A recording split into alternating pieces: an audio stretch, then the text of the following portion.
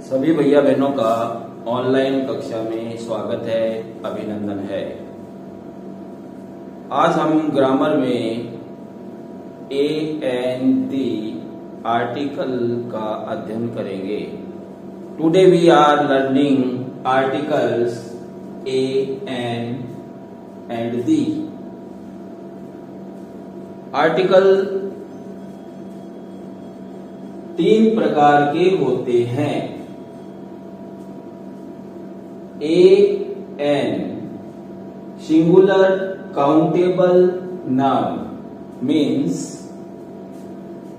ए और एन के द्वारा हम किसी संख्या को गिनती कर उपयोग करते हैं। गिनने योग्य जो संख्या होती है उसके पहले हमें ए और एन का प्रयोग करना होता है और इसका मतलब होता है एक। ए माने एक, एन माने एक। इसमें रूल नंबर 1, ए के बाद कॉन्सोनेंट्स से शुरू होने वाला सिंगुलर काउंटेबल नाउन। ए का मतलब हो गया रूल नंबर ए या 1, ए के बाद जो व्यंजन होते हैं कॉन्सोनेंट्स से शुरू होने वाला शब्द जो होता है सिंगुलर काउंटेबल नाउन होता है। सिंगुलर माने एक वचन, काउंटेबल माने गिनती करने योग्य, और नाउन मीन्स संज्ञा। आप जानते हैं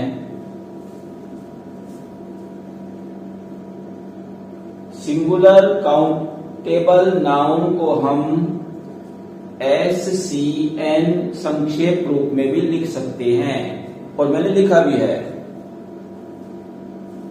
तो ए के बाद व्यंजन से शुरू होने वाला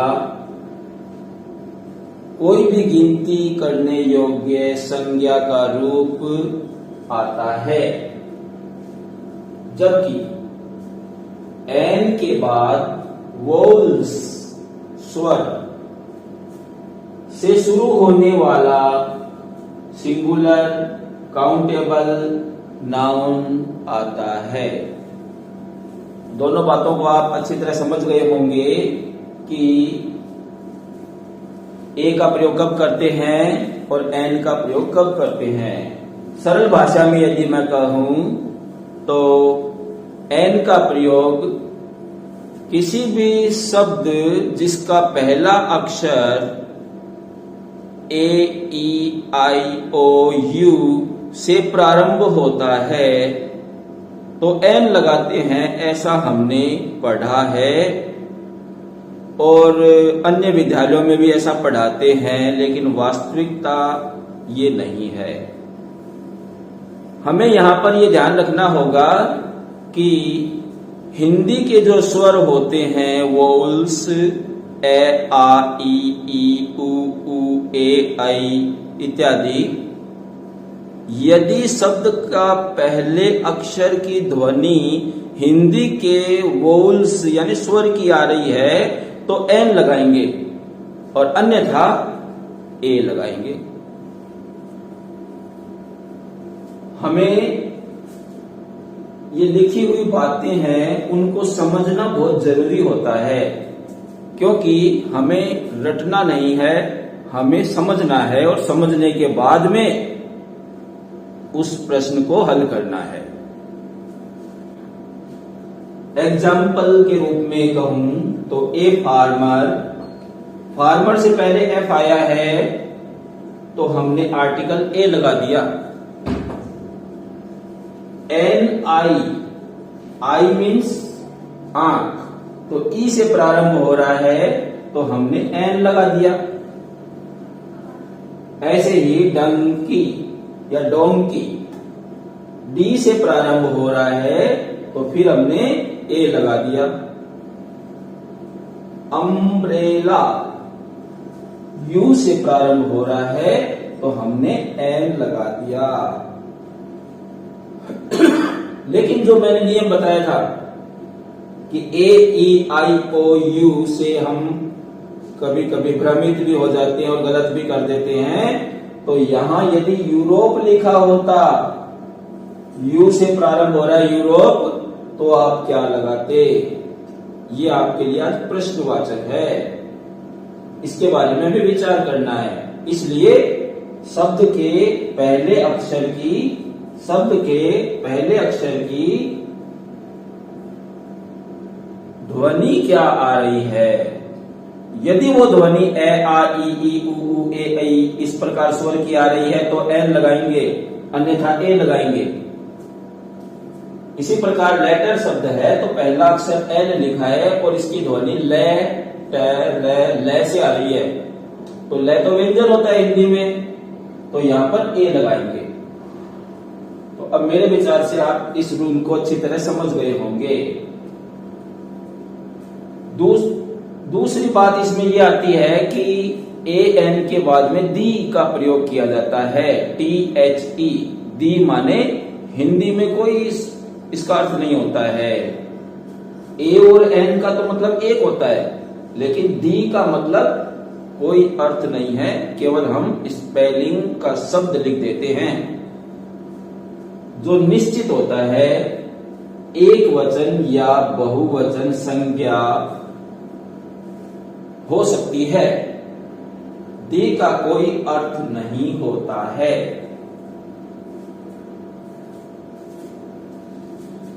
दी मतलब कोई निश्चित नाउन, जो एक वचन भी हो सकता है, सिंगुलर नाउन भी हो सकता है, या प्लूरल बहुवचन नाउन भी हो सकता है।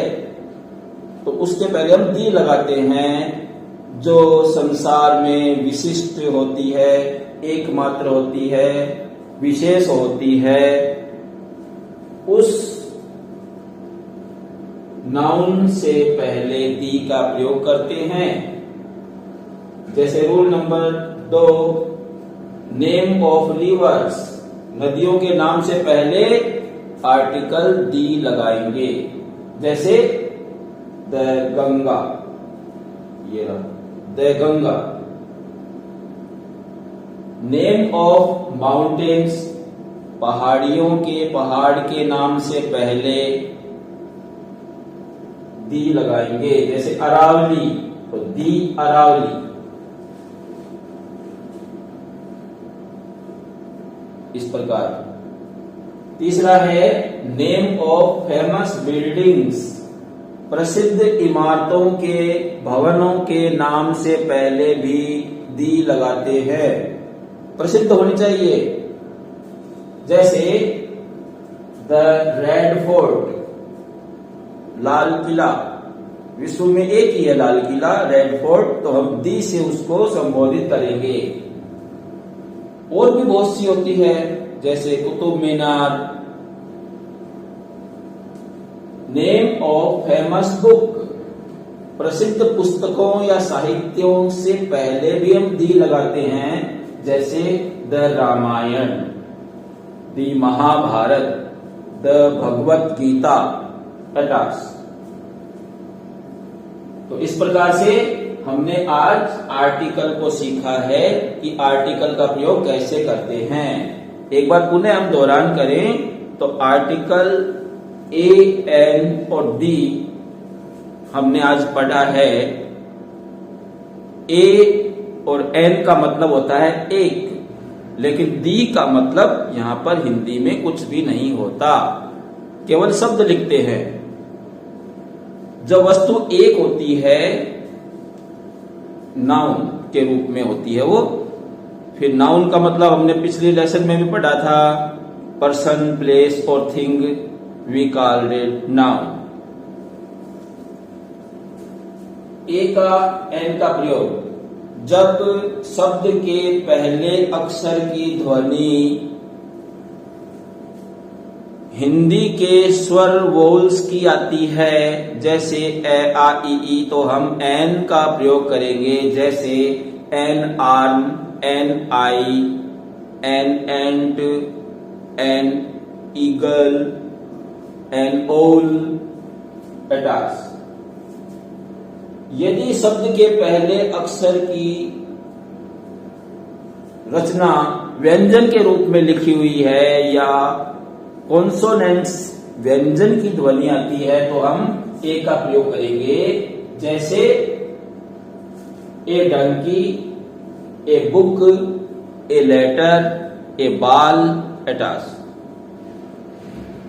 तीसरा हमने पढ़ा था दी का प्रयोग, जिसका हिंदी में कोई अर्थ नहीं होता, विशेष पर्सन, प्लेस और थिंग्स, नाम, जगह, वस्तु के लिए पहले प्रयोग में लाते हैं।